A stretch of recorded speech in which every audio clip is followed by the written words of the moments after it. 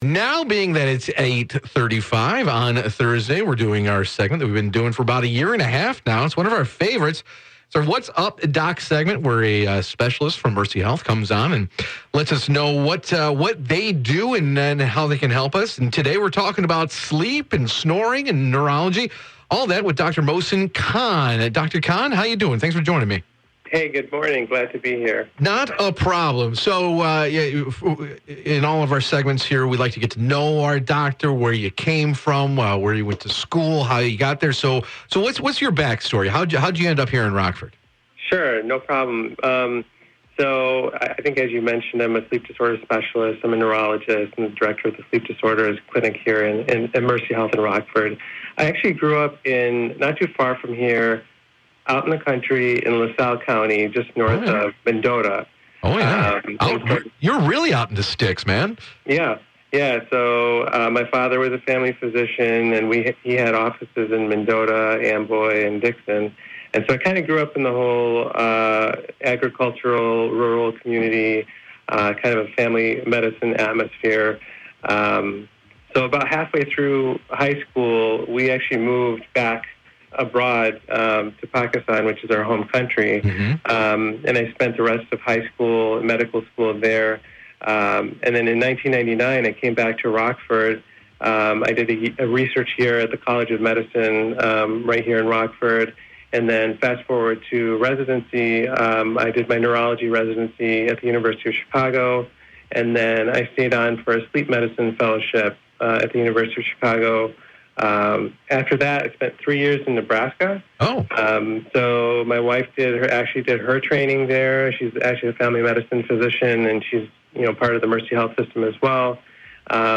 We chose to come back to Rockford because I wanted to have a farm, and we needed to be close to a big enough city because my wife's she's from close to New York City, so she's used to the larger population. So you guys are like Green Acres, real life. Exactly. You got it. So it's the best of both worlds. We have a farm outside of Poplar Grove and just have fun with the kids and do projects. And we do volunteer work for nonprofits as well. So it's been a good time. So we've been back here about 11 years. And as I mentioned, I do both neurology and sleep medicine. So I do 50-50 neurology and sleep medicine. And we do both adult and pediatric sleep disorders. I promise you we'll get to the topic at hand here, but I have to know what are we growing on the farm? Any livestock? What's going on there? So we bale hay. So we do bale hay, and then we have Nigerian dwarfs, which is a miniature breed of goats. Oh. So they're a lot of fun for the kids. Oh, the kids gotta love having their own little mini goats in the backyard. That sounds like fun out there. Congrats on having a good life there. So, all right, let's get to your job. Your sleep specialist. That's kind of what we're here to talk about. What are you treating? Who's coming to see you? Right. So the main complaints that we see are basically trouble falling asleep, trouble staying asleep, or just waking up feeling non-refreshed. Falling asleep throughout the day, and just excessive daytime somnolence, we call it. The three major conditions we deal with would be snoring and sleep-related breathing disorders like obstructive sleep apnea, which I think a lot of people are familiar with, restless leg syndrome, and insomnia. So that's kind of the bread and butter of sleep disorders. Real quick, because you said a word there, I think we all kind of realize what sleep apnea is. The hard snoring, the stopping of breathing, things like that. But you mentioned restless leg syndrome, and I don't think that's anything I've ever experienced. It sounds it's an odd concept to wrap your head around. What is it, and how do you know if you're experiencing it? Sure, it's actually very common, and so it's a sensation. A lot of people describe it as creepy crawlies or an uncomfortable sensation in the legs with an urge to move, usually in the evenings or in sedentary situations, and that movement relieves the symptoms. So what causes that?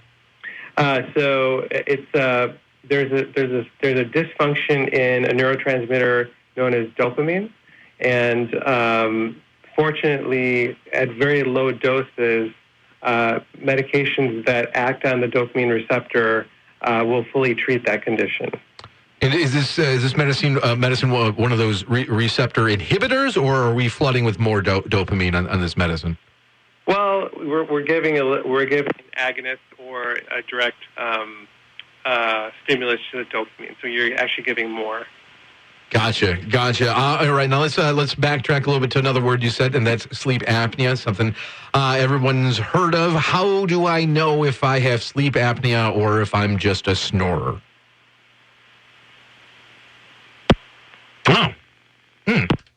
Lost. Oh. 1 second as I answer the phone here, please. Tom, are you with us? I actually am right now. Tom, fill for a second here. I'm enjoying this. Sleep apnea. I've never had restless leg syndrome myself, but I've heard about it, and I hear that it's not good. It's not a fun thing. It sounds terrible, I hope. As he was just describing that, Joe, I was thinking, gosh, I hope I never get that. I've heard that before, but it's nice to know there's treatment for it. So, all right, I think we have our doctor back on the line. How you doing? Great. Good. Hey, doctor, we've been having just wonderful technical difficulties this morning. Thank you for stopping with us. So let's back there to my question. I don't know if you heard what I said, but how do I know if I have sleep apnea that needs to get treated, or if I'm just snoring and need to roll over? Right. Snoring itself may not be a problem, but if we snore to the point where we're waking up with gasping spells, or people are complaining of episodes where one stops breathing, or if you're waking up non-refreshed, a lot of times with a dry mouth and just feeling non-refreshed. So any type of daytime symptoms, such as fatigue, sleepiness, inattention, that's where you definitely need to get it checked out. And what does getting checked out mean? Is that going through the sleep study and spending the night, getting observed? Right. So a sleep consultation, you'd sit with a sleep specialist and kind of go through the history and then the exam. And then as far as the testing, there's two ways of doing it. We do at-home testing, and then we do in-lab testing. And it kind of depends on how severe the symptoms are. It depends a little bit on the examination as well. Sometimes we look at convenience factors for the patient. And so we have the ability to actually set up the study at home versus do the study right in the lab. Insomnia, another thing that you treat, and I'm assuming insomnia these days, the last 5-10 years has crept up, and a lot of that is just external influences, screen times, having the phone by your bed, having the TV on, all that stuff. How many times does somebody come in for insomnia and it's all external effects and nothing actually happening inside of the body? Well, I would say, just to, qualify a bit here, because see, these external factors, they actually cause neurochemical changes. So if we're under stress, it actually will induce, you will actually release adrenaline, cortisol, and excitational neurotransmitters. And so it actually will lead to a 24/7 state of hyperarousal. So insomnia is actually a 24/7 state. And definitely our external environment, especially with the, with COVID and all the stressors of, work and remote learning and screens and et cetera and so on, this all adds up. And there's a certain threshold, and I'd be surprised if there are very many people who don't have insomnia. So, the lifetime prevalence is something like 90. We break things down into situational insomnia. You have a wedding coming up, and so you're not sleeping well. And then you move on to where a primary insomnia syndrome, which I'll just give you a little bit on that, which is where you're trying to fall asleep, and the fact that you're trying to fall asleep actually heightens your level of alertness, and it just makes it difficult to fall asleep. So it's a positive feedback cycle where you're actually making yourself more alert. Gotcha.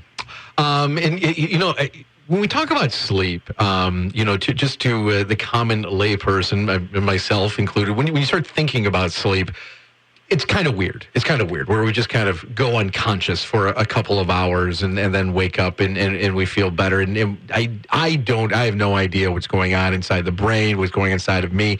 That's not weird. But I feel like, too, when experts get involved, when you start diving into certain realms, you find out things that you don't understand, that I don't even know what that's about.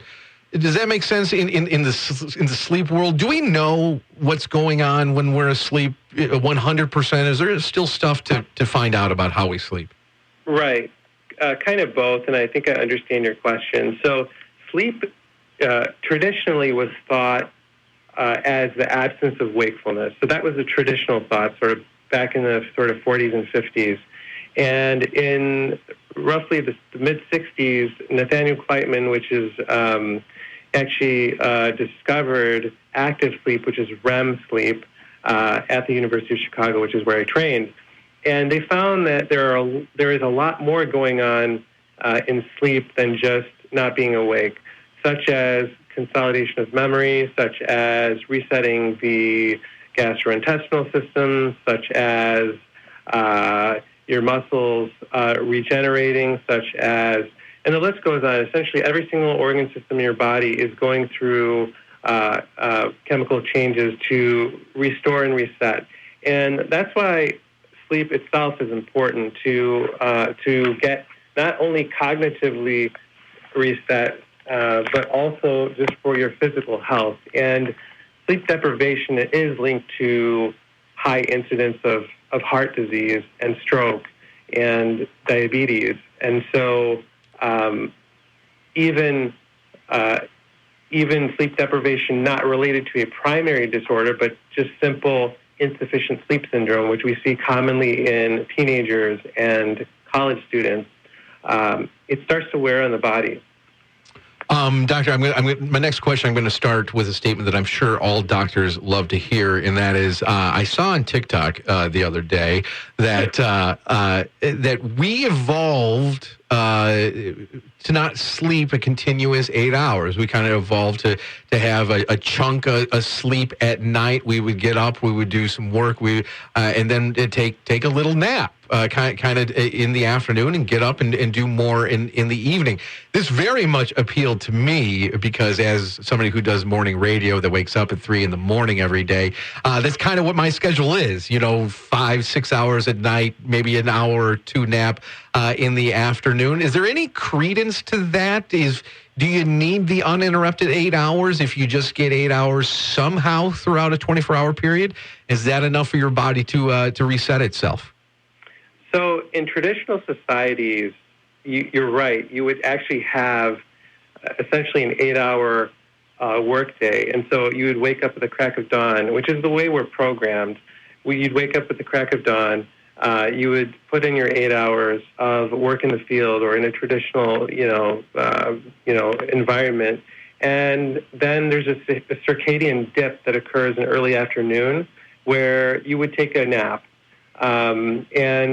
And then that would allow you to just regenerate and go on with the day. So that is evidence-based, and there is definitely data to suggest that that's healthy. However, at the same time, I think modern society is pushing in the other direction because not only are we not so napping is not necessarily a bad thing, but in the context of the schedule that we all live in, it's challenging to nap and then stay up late.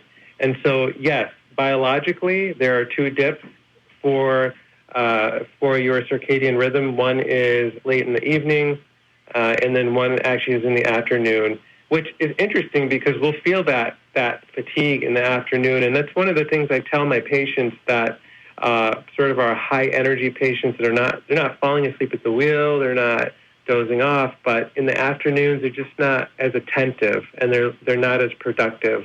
And it may be a sign of an underlying sleep disorder. But what we do is we look at the total sleep time.